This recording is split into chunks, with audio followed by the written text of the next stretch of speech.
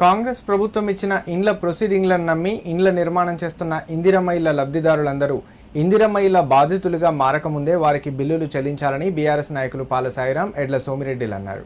కాంగ్రెస్ ప్రభుత్వం పేదవాడి అవసరాన్ని, ఆశలను రాజకీయాలకు వాడుకుంటుందని మండిపడ్డారు.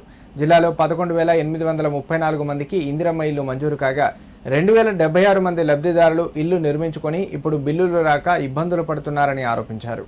సిద్దిపేట ఎమ్మెల్యే క్యాంపు కార్యాలయంలో ఏర్పాటు చేసిన మీడియా సమావేశంలో బీఆర్ఎస్ నాయకులు మాట్లాడారు. ఫైనల్ బిల్లులు రాకముందే స్థానిక కాంగ్రెస్ నాయకులు గృహప్రవేశాల పండుగలు చేస్తున్నారని, గృహప్రవేశాల పండుగలు బంద్ చేసి పెండింగ్ బిల్లు ఇచ్చి బిల్లుల మంజూరు పండుగ చేసుకోవాలన్నారు. ఇందిరమ్మ ఇళ్ల లబ్ధిదారులందరూ బాధితులుగా మారకముందే పెండింగ్లో ఉన్న 33 కోట్ల రూపాయల బిల్లులు మంజూరు చేయాలని డిమాండ్ చేశారు. లేని పక్షంలో త్వరలోనే ఇందిరమ్మ ఇళ్ల లబ్ధిదారులతో నిరాహార దీక్షకు దిగుతామని హెచ్చరించారు.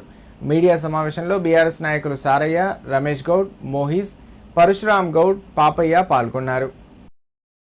కాంగ్రెస్ ప్రభుత్వం ప్రత్యేకించి తెలంగాణ రాష్ట్రంలో వాళ్ళ మేనిఫెస్టోలో చెప్పినట్టు ఇందిరమ్మ ఇండ్ల పథకం పేరు గొప్ప ఊరు దిబ్బ లెక్క అయిపోయింది. మరి ఈ విషయం పట్ల అటు రాష్ట్ర ప్రభుత్వం, ప్రత్యేకించి ఈ సిద్దిపేట జిల్లాకు సంబంధించిన ఈ జిల్లా నుంచి ప్రాతినిధ్యం వహిస్తున్న మంత్రి గారు, అదే రకంగా ఈ జిల్లా ఇన్ఛార్జ్ మంత్రి గారు వెంటనే ఈ సిద్దిపేట జిల్లాలోని ఇందిరమ్మ ఇండ్ల బాధలను తీర్చాలని చెప్పి మేము బీఆర్ఎస్ పార్టీ పక్షాన ప్రభుత్వాన్ని డిమాండ్ చేస్తున్నాం. అయితే వీళ్ళు ఈ కాంగ్రెస్ పార్టీలకు కొన్ని ఏళ్లుగా వాళ్ళకు ఒక అలవాటు, వీళ్ళంతా హ్యాబిచువేటెడ్ అఫెండర్స్ లాగానే ఈ పేదవాని అవసరాన్ని, ఆశను వాళ్ళ రాజకీయ ప్రచారం కోసం వాడుకుంటున్నారు. కాబట్టి ఈ ఇందిరమ్మ పథకం ఇట్లా అయిపోయింది. ఇప్పుడు మంత్రులు గ్రహించాల్సింది ఏంటంటే, పేపర్ ప్రకటనలేమో లక్షలల్లా, మంజూరీ వేలల్లా, అంటే ఏది ఇండ్లు మంజూరు చేస్తుడు వేలల్లో చేస్తున్నారు, బిల్లులు మాత్రం వందల ఇండ్లకే మంజూరు చేస్తున్నారు.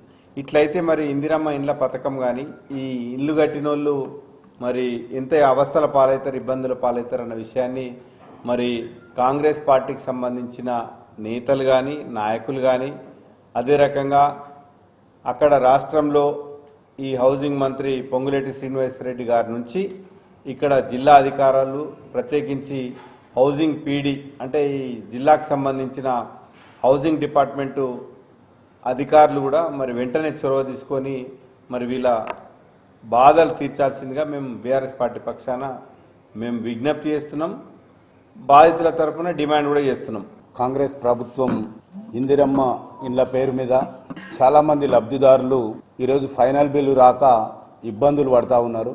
మరి వాళ్ళకు ఎవరైతే కట్టుకున్నారో వాళ్ళందరూ కూడా గృహప్రవేశాల పేరు మీద గృహప్రవేశాలు కూడా అయిపోయి, మరి ఇందిరమ్మ కలర్ వేయాలంటే కూడా కలర్ లేచినటువంటి ఇండ్లకు కూడా ఇవాళటి వరకు మరి ఆ ఫైనల్ బిల్ ఇచ్చే పరిస్థితి లేదు.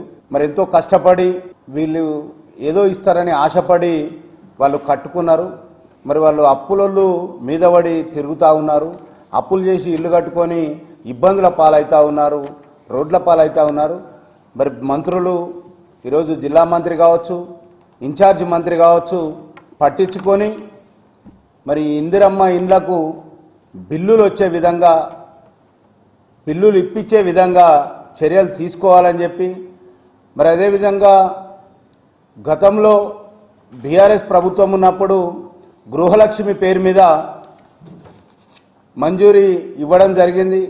మరి వారు కూడా ఏ ప్రభుత్వం ఉన్నా ప్రభుత్వ పథకం శాంక్షన్ అయితే లబ్ధిదారునికి బిల్లులు ఇవ్వాలి తప్ప మరి ఆ ప్రభుత్వంలో శాంక్షన్ అయినాయి, ఈ ప్రభుత్వంలో ఇయ్యమనే విధంగా ఏ ప్రభుత్వం కూడా అలాంటి నిర్ణయాలు తీసుకోవద్దు.